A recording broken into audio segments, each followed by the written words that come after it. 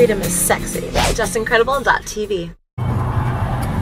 Okay, so while I'm stuck in bloody traffic here, trying to get to the Landscape Bridge to go downtown, I wanted to just touch on I'm going to do, like, obviously a good run through of the Kimberly Stove and get a little more into detail on it, how it works and whatnot, but I'm just going to touch on a couple of things that were brought up more than once, so I'm just going to, you know how I am, just get it out there and be blunt. First of all, clearances. It is only required to have about 18 centimeters, so 6 inches of clearance, the sides and the back, and that's exactly how we mounted it. So it's very close to the walls, but that's totally cool with this stove.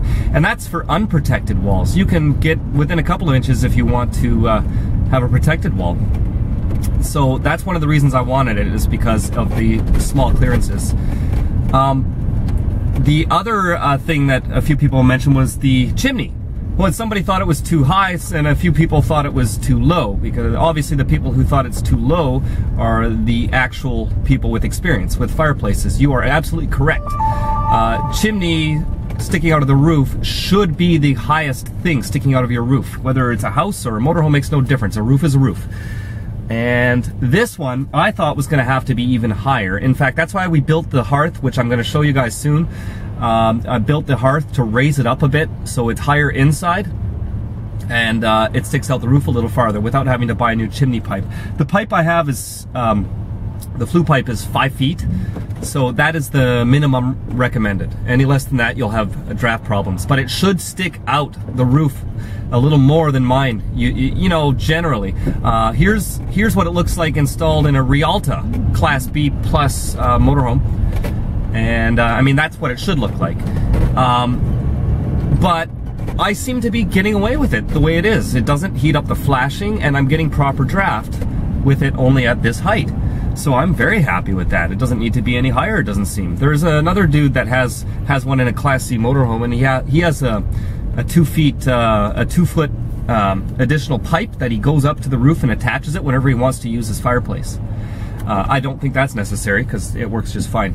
Well, for me anyways. He said he was having draft issues though, so he needed a longer pipe. So it all depends on all, there's all sorts of factors. You don't know until you try it with yours, right? So there's that. Oh yeah, 1 or 2 people said, oh, can you still fit through drive-thrus? And I just really laugh at that. I'm like, come on guys, this is gonna go into that bucket list of stupid questions. There's 2 kinds of drive-thrus. One, with an overheight bar, which means no overheight vehicles can get in, which even a cargo van with a roof vent couldn't get in, let alone a camper van or a Class C motorhome. All right, there's that type of drive-through. And then there's the type that don't have any overheight bars. Those are the ones I obviously go through. And whether my chimney's sticking out an extra foot or not is completely irrelevant. I could go up a mile and it wouldn't make any difference. I could be higher than any semi-truck. It really makes no difference how high you go if there's no height restriction, right? So that drive-through argument doesn't make any sense to me at all. I'm like, what the hell? Obviously, if I can fit in one already, and you know, it has nothing to do with the height. It has to do with the length. That's what I was trying to point out when I'm going through drive-throughs, is that 21 foot is, this is about the limit. I can still, in some drive-throughs, I still have to make 2-point turns in order, you know, otherwise I knock down poles in drive-throughs. So this is pushing it. But once you get into 23 feet and higher, then you have issues making the turns in a lot of the drive-thrus. It's not height that's the problem, it's the length that's the problem. So that's one thing I like about having a short one like this, is that I'm able to get into those tight drive-thrus. But yeah, again, height is irrelevant because it makes no difference if you have a chimney or not. Obviously, I couldn't fit into an overheight restricted drive-thru anyways, even before the chimney, so it makes no difference. So there's that. Look at that, I think I've moved about 100 meters now, getting close to the bridge. Oh, hey, look at that. It's a food truck in front of me. You guys probably can't see it on this video, but the chimney he's got sticking out the front of that is way bigger than mine. And you know what? It doesn't really change anything. I'm still not as tall as just any average cube van that goes by. A lot of cube vans are taller than mine with nothing on their roofs. Fresh air, oxygen. One of the nice things about the Dickinson propane fireplace, which I had in my last vehicle and in previous vehicles, was the fact that it does not use interior air. It doesn't eat up your oxygen while you're sleeping. It's sealed, completely sealed, and uses outside air for its combustion. And that is exactly what the Kimberly does as well. So there is a air induction hole on the bottom of the Kimberly, and you just literally drill holes in your floor and through the hearth, and stick in a pipe. I got a, my buddy had a 1.5 inch pipe lying around just long enough, and that seems to do the trick. And so we just secured that in there and sealed it up from underneath. And once that's in, and we bolted the fireplace down on the new tiles, underneath the tiles there's concrete board, fireproof. Probably not necessary for this, but it doesn't even get warm on the bottom. But it's great. I pull out the ash cover, stick your hand in there, and you can feel the cold air rushing in from outside. And when the fire is going, too, when you have the damper open, you can actually see the wind blowing in and blowing around the ashes from below. It's pretty awesome. The Kimberly actually brings in oxygen up the sides of the unit as well. It's pretty neat, but it makes all the difference in the world. So when you light the fire, you can literally light the kindling and shut the door immediately. You don't have to leave it open, and the fire just takes off. So it's pretty cool.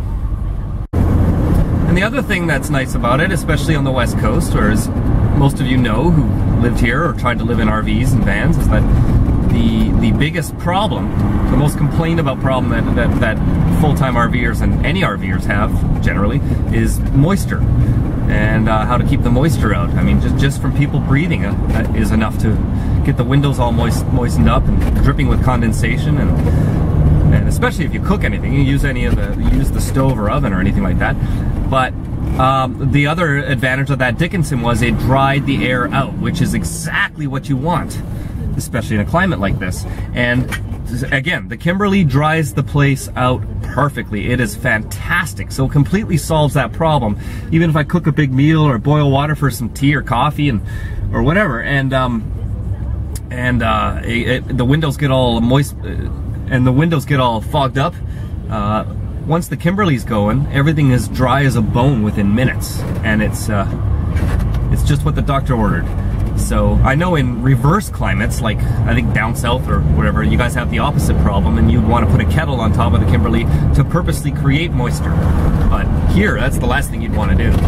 So it is fantastic. It solves that problem at the same time. So you have reliable heat, even if you're out in the middle of nowhere and you run out of propane. I mean, you can always find something to burn. And you don't use up any of the oxygen inside, and it keeps the air dry. So it's very comfortable. So yeah, it's obvious I'm going to get a lot of questions about the Kimberly, so go ahead and leave them on this video, and I will do a Q&A video response. I'll answer your questions specifically for the Kimberly fireplace soon, and I'll do the full overview once the hearth is done and everything. And I'll try to answer to the best of my ability. Of course, you can always use Google to answer all the basic questions. All the answers are there. I already got all my answers off Google before I even went and bought this Kimberly. So if you're on the internet, you can use YouTube. I'm pretty sure you can use Google for the simple questions. But if there's anything that is really bugging you can't find the answer for, ask me, and I'll see what I can do to help you. All right, keep on rocking the free world. Keep on rocking the free world. Pick up your Keep on Rockin' in the Free World sticker now, or choose from some of the others over on my site at justincredible.net. Keep on rocking